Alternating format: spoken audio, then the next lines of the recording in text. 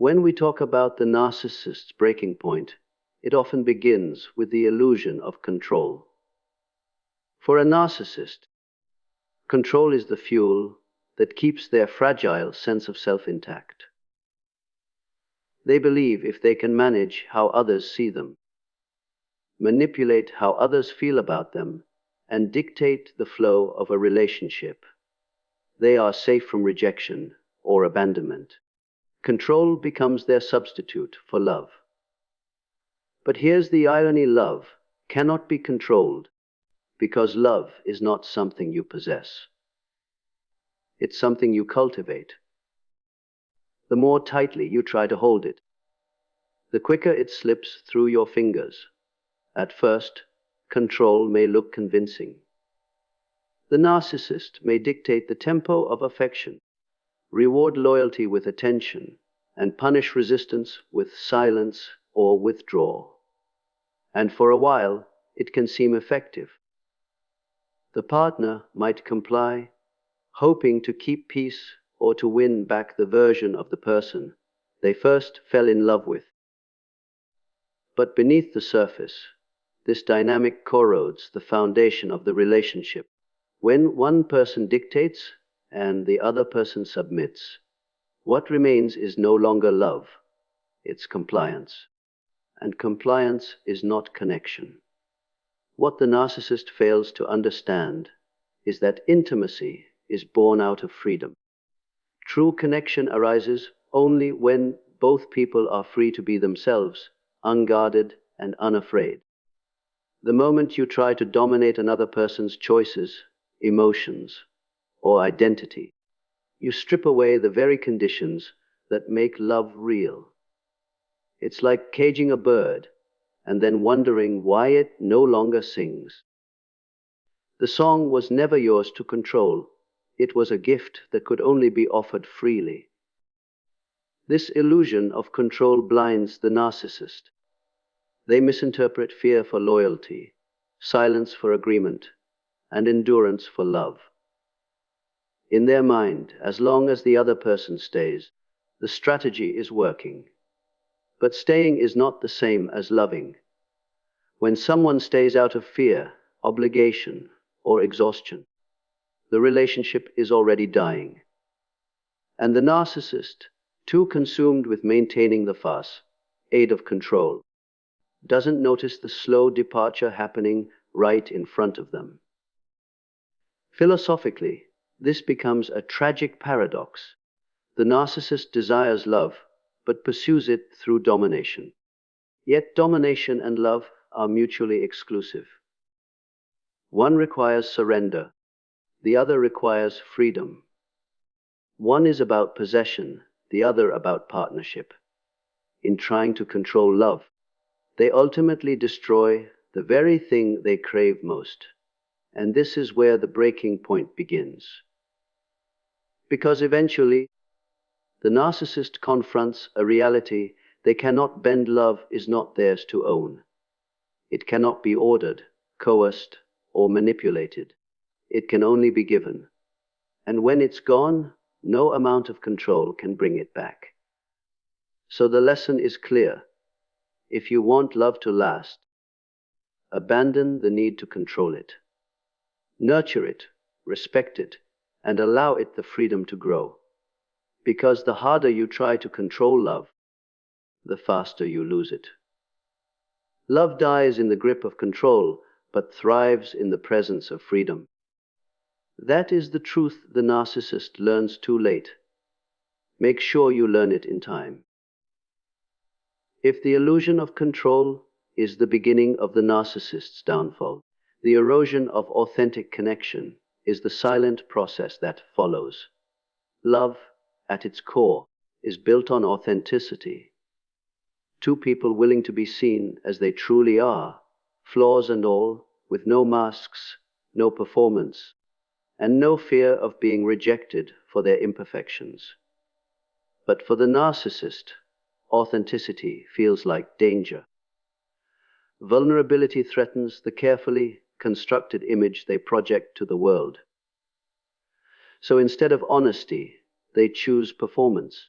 Instead of openness, they choose defense. And slowly, what was once a relationship rooted in genuine connection becomes a theater where one person plays the role of admirer, while the other insists on playing the role of perfect. This erosion doesn't happen overnight. At first, there may still be sparks of real connection, moments where love feels alive, where laughter is unforced, where affection flows naturally. But these moments become fewer and farther between, replaced by calculation and guardedness. The partner begins to feel a subtle emptiness, as if something vital is missing. They start to notice that conversations never quite touch the heart, that apologies lack depth, that intimacy feels rehearsed. What they are experiencing is the slow suffocation of authenticity. When one person refuses to be vulnerable, the other is left holding the entire weight of the relationship. They try harder, give more, and reach deeper, hoping to bridge the gap. But no amount of giving can replace what the narcissist withholds. You cannot connect to a mask. You can only connect to a person. And when that person refuses to come forward, the bond inevitably frays. Psychologically, this is devastating because love requires reciprocity. It is not enough to be admired or adored. Real love requires mutual recognition. It's the simple but profound feeling of being known. Yet for the narcissist, being known feels intolerable. To be known is to be exposed, and to be exposed is to risk rejection. So they maintain the performance, not realizing that in protecting themselves, they are starving the relationship of the very substance that sustains it. Philosophically, it reveals an essential truth about love: authenticity is not optional. It is the oxygen of connection. Without it, what remains is a hollow shell, a relationship that looks alive from the outside but is empty within. And the tragedy is that the narcissist confuses the partner's endurance for love, not realizing that love has already begun to die in silence. By the time the narcissist notices the erosion, it is often too late. Authenticity, once lost, is hard to recover. Trust, once broken, is not easily rebuilt. And the partner, who once poured their heart into keeping the connection alive, eventually grows weary. The erosion of authenticity teaches us something we cannot ignore. Love cannot survive without truth. Pretending is not protecting. It is destroying. If you want to keep love alive, you must choose to be real, even when it feels risky. Because in the end, authenticity is not what threatens love. It is what saves it. By the time the narcissist begins to sense something is wrong, love is often already gone. And the tragedy is, it doesn't leave with an explosion, it leaves in silence. Real love doesn't end with shouting matches or dramatic farewells. It dies in quiet moments when the heart decides it can no longer survive in an environment that denies its worth. This is what I call the silent exit of love. It is not the slammed door that signals the end. It's the empty pauses in conversation, the absence of laughter, the gradual withdrawal of someone who has finally grown too tired of being unseen. The narcissist mistakes this silence as victory. To them, a partner's silence feels like compliance, as though their control is working. But in reality, silence is often the first sign of departure. When someone has argued, pleaded, or tried to be understood, and finally falls quiet, it is not because they are content. It is because they have given up hope that they will ever be heard. And when hope dies, love is not far behind. This is why the silent exit is so devastating. The partner leaves emotionally long before they leave physically. They stop investing in shared dreams, stop fighting for closeness, stop believing that things can change. They may still be present in the relationship, going through the motions, but the core of love, the spark of connection, the willingness to be vulnerable, has already vanished. And the narcissist, too absorbed in their illusion of control, fails to notice that they are left with the body of a relationship, but not the soul of one. Philosophically, it reveals something profound about love and human resilience. Love doesn't usually die from a single act of betrayal. It dies from neglect. It dies from 1,000 small cuts. Moments when one person chooses power over vulnerability, ego over empathy, performance over truth. And yet, even as love is leaving, it does so with dignity. That's why it slips away quietly. Real love doesn't beg to be seen. It simply withdraws when it is no longer respected. For the narcissist, this is the great blind spot. They imagine that as long as their partner remains physically present, love must still be intact. But love is not measured by presence. It is measured by connection. You can sit beside someone every day and still feel profoundly alone. And when that loneliness becomes unbearable, leaving no longer feels like betrayal, it feels like survival.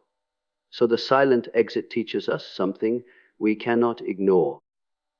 When love goes unrecognized, it doesn't leave with noise. It leaves with stillness. And by the time you notice the silence, the relationship is already gone.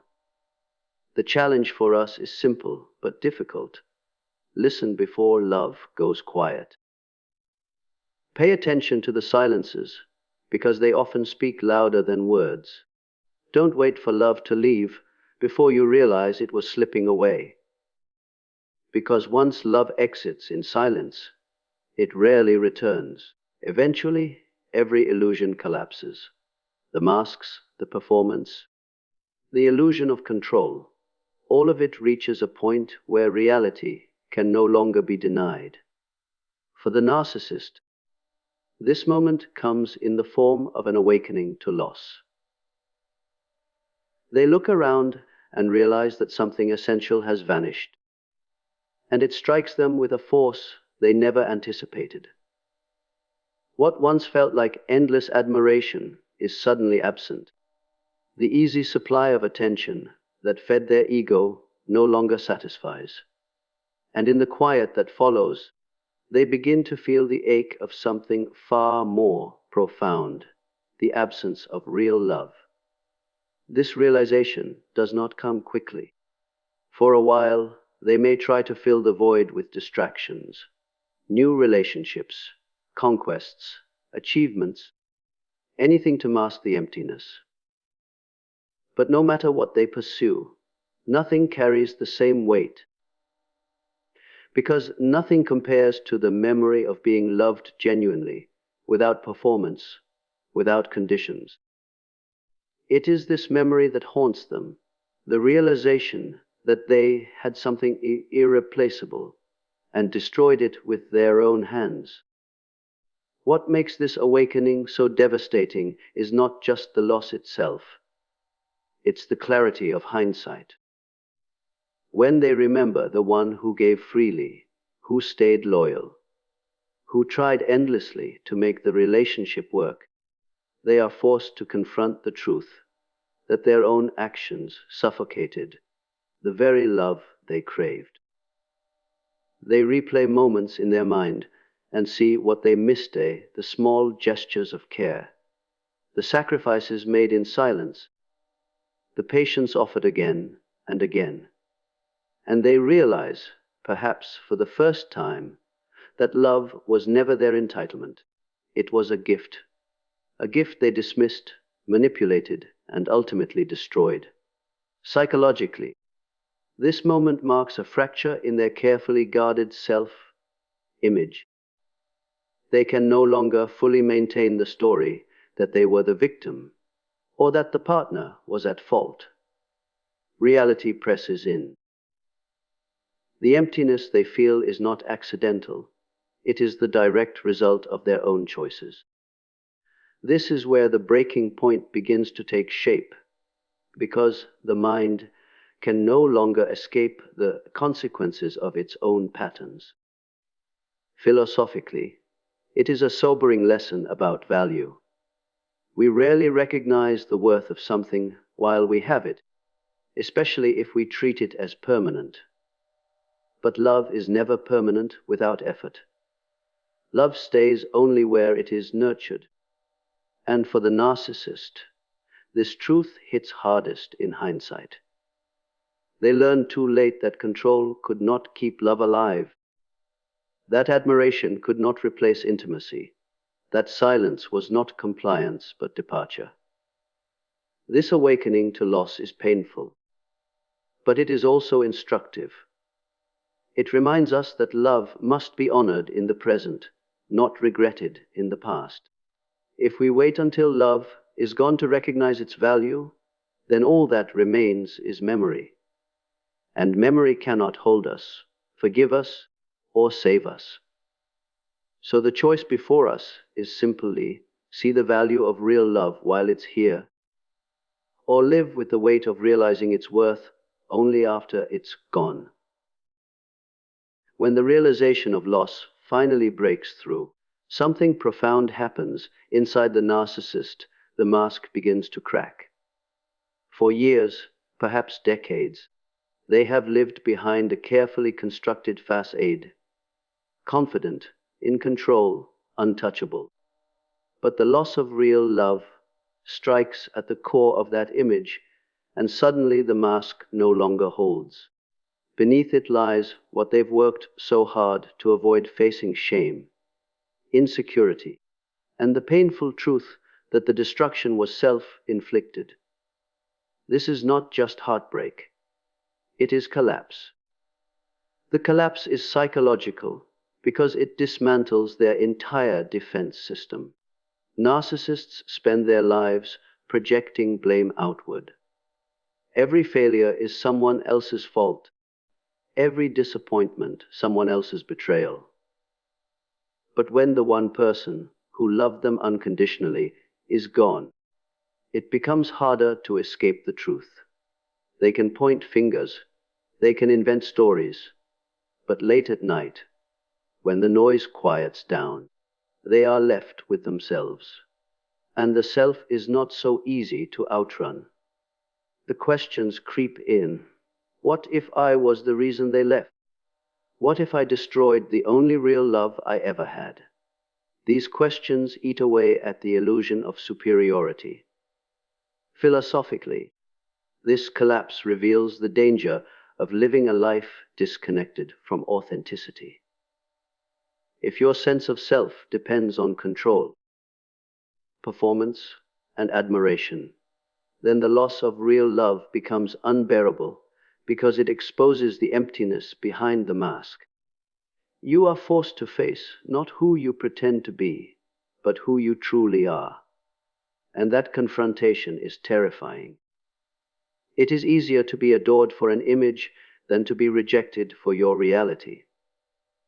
But when the mask no longer works, there is no hiding from reality. This breaking point can manifest as anger, denial, or despair. Some will spiral deeper into their defenses, clinging to blame and bitterness. Others will collapse inward, consumed by shame. Either way, the experience marks a turning point, because for the first time, the narcissist is forced to see themselves, not through the eyes of admiration, but through the eyes of truth. And truth has no pity for illusions. What makes this collapse so devastating is not only the loss of love, but the realization that they were the architect of their own downfall. You can recover from heartbreak if you believe it was unavoidable. But when you know it was preventable, when you know it was your own pride, your own cruelty, your own refusal to be vulnerable, that knowledge doesn't fade. It lingers. It gnaws. It breaks the story they've told themselves about being untouchable. And yet, within this collapse, lies a hidden opportunity. Because the mask cracks not only to reveal shame, but also the possibility of growth. Pain is often the first teacher of truth. For some, the collapse will simply harden the walls. But for others, it becomes the first doorway into change. The lesson is clear. If you hide behind the mask long enough, reality will eventually tear it apart. And when it does, the truth will either destroy you or transform you. The choice is yours. But the cost of waiting too long is living with the knowledge that you lost real love because you were too afraid to be real yourself. When everything has collapsed, when the mask is broken and the truth can no longer be denied, what remains is the lesson hidden in the ruins. The narcissist is left with emptiness, haunted by the memory of a love they can never reclaim. And here lies the paradox. While they are undone by their own actions, the ones who love them often emerge stronger. This contrast is striking. One is trapped in regret, the other grows in resilience. For the survivor, the destruction of real love is not the end of their story, it is the beginning of a new one. They learn that their worth was never tied to someone else's inability to value them. They discover strength in leaving what no longer nourished them, clarity in recognizing the patterns of manipulation, and courage in rebuilding their life on the foundation of truth rather than illusion. Pain becomes the teacher that forces them to grow, to redefine love not as something they must earn, but as something they deserve freely. Meanwhile, the narcissist carries a very different burden. Their punishment is not rejection. It is remembrance. They are forced to live with the knowledge of what they destroyed. No matter how many new faces they encounter, none will offer what was once given so freely. No matter how much admiration they chase, it will not fill the silence left by the one who loved them without condition. This is their breaking point, realizing that they had something irreplaceable and that it was lost forever. Philosophically, it reveals an essential truth. Love is the one thing that cannot be faked, forced, or replaced.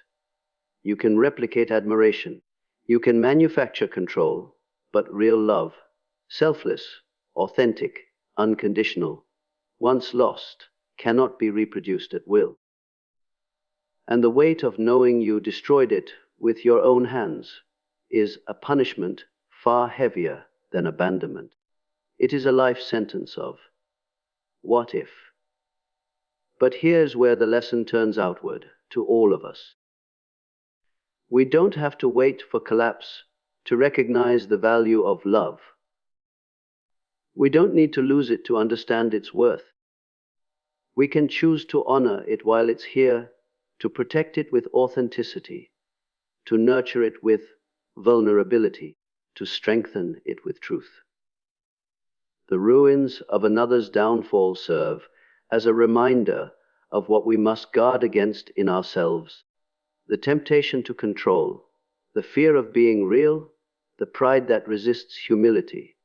In the end, the story is not about the narcissist alone. It is about us. It is about the choices we make every day in our relationships. Do we choose performance, or do we choose truth? Do we cling to control, or do we create space for freedom? Do we guard our pride, or do we dare to be vulnerable? Because the final truth is this: love cannot be destroyed by outside forces. It can only be destroyed from within. And the only way to protect it is to live with the courage to be real. Love dies in illusion, but thrives in authenticity. Don't wait until it's gone to realize its worth. Choose to protect it now.